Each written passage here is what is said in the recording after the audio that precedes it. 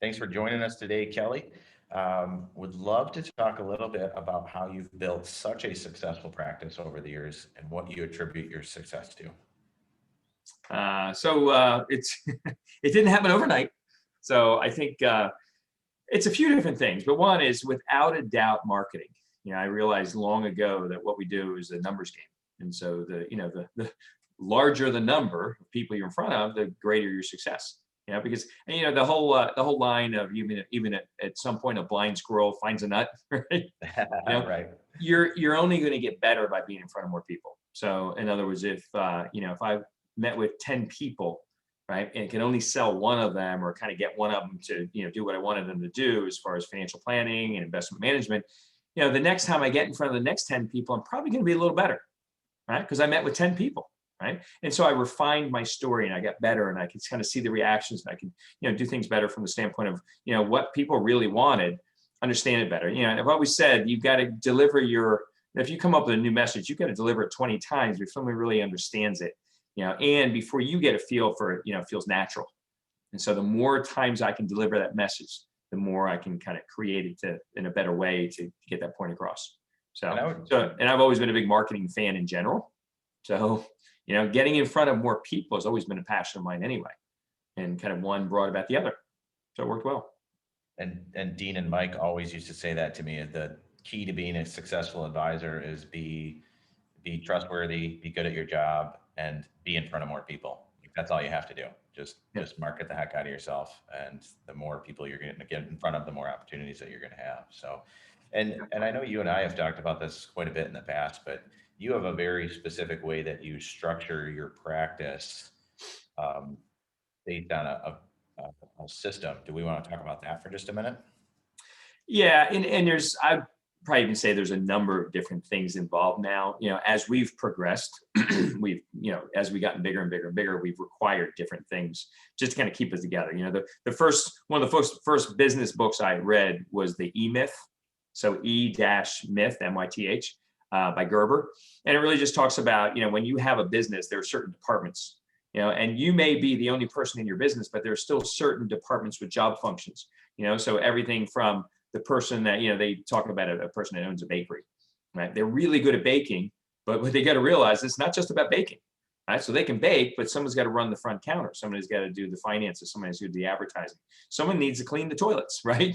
You get all these things. And if you can upfront write down what all these roles are and actually show them as a role, like almost like an org chart, but not an org chart with people's names in it, an org chart with responsibilities, then you say, okay, this is the responsibility. This is what they do. Now you just realize that, you've got all 15 roles up front. Let's say there's 15 of them. That's you, right? But what you can say is when we get to the next level, that first hire, the first thing I'm going to take off my plate is this. It's maybe the front desk, right? Or maybe the person at the counter, that type of thing. And so as you start to do that, it really becomes very clear as far as how you want to do that. Gerber talks about McDonald's and how they did that. And they made that position so easy to understand that they could hire high school kids. Those high school kids could understand exactly what their role was. Because, the Fry Guy read the Fry Guy book, right? He just read that section in the McDonald's manual to be able to say, this is your job. This is what you do. And made it very clear on how to do that. So, and again, that was kind of the original book, but it really did set the tone for everything we've done. And as we progressed, we got into different systems. So let me finish up with one piece of this, because I think there's another important part about this as well. What I also realized is that there's a difference between bringing on a client and also being able to service that client. Two different mindsets, two different thought processes. And what I thought was really interesting, we had this thing called years ago in the insurance business, the finder, binder, grinder, minder mindset. Right. And so you had people that were really good at finding clients. They could go out and find a prospect, get in front of people, get them to say yes. Right. Or actually just, let's say, find the prospect. Let's call it marketing first. Then you had someone that was the grinder, someone that put together the planning, put the plan together, put the investment analysis together, all that stuff.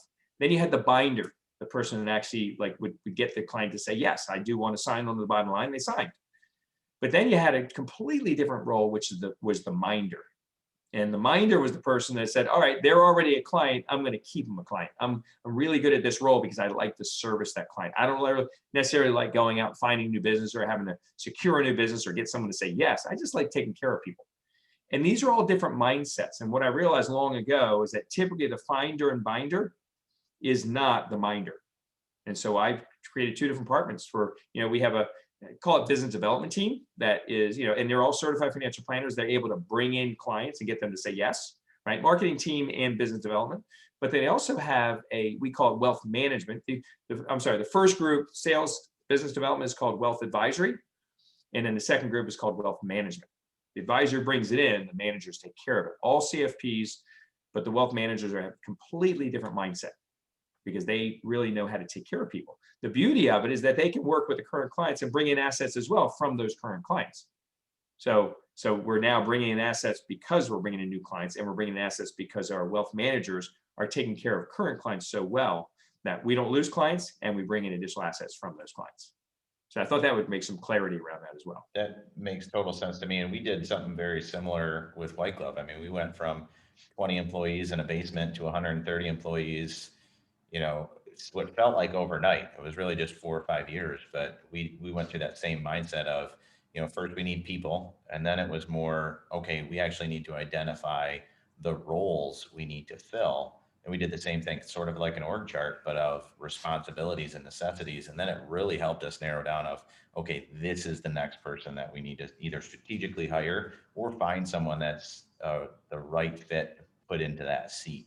And I think it just makes total sense. And far too often I talk to advisors that are passionate about being an advisor. And then when they get into the business of it, they now understand that they have to run a business, and they're trying to make the donuts and clean the counter and scrub the toilet and run the cash register. And it falls apart because they don't have that plan in place. And like you said, you might have to run all 15 of those duties at first, but if you put that in perspective of what is the most important thing to hire for next.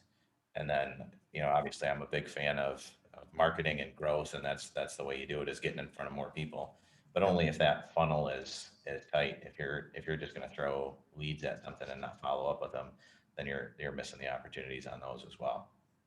Yeah, and even as we progress, as we got bigger, so it's 28 people now. We manage right at $1 billion of assets of AUM, and we're more of an AUM company than anything. So I've got a whole investment management team. I've got a whole communications or marketing team. I got a whole wealth advisory, bringing in new business team, and a wealth management team taking care of current clients, and then an ops team. So I've got all these different teams, and they're really good at the roles. But what I realized over time, probably in the last 5 years, I said, from an overall management structure, now management becomes really important. We need to have a management team. We need to have kind of roles and responsibilities of managers to be able to manage their different departments, which means we need to be much more organized. So we then went and bought a book called Traction. So Traction by Gino Wickman. And he talks about this system called EOS, the Entrepreneurial Operating System. And this is typically for businesses of, I think it's 10 to several hundred employees.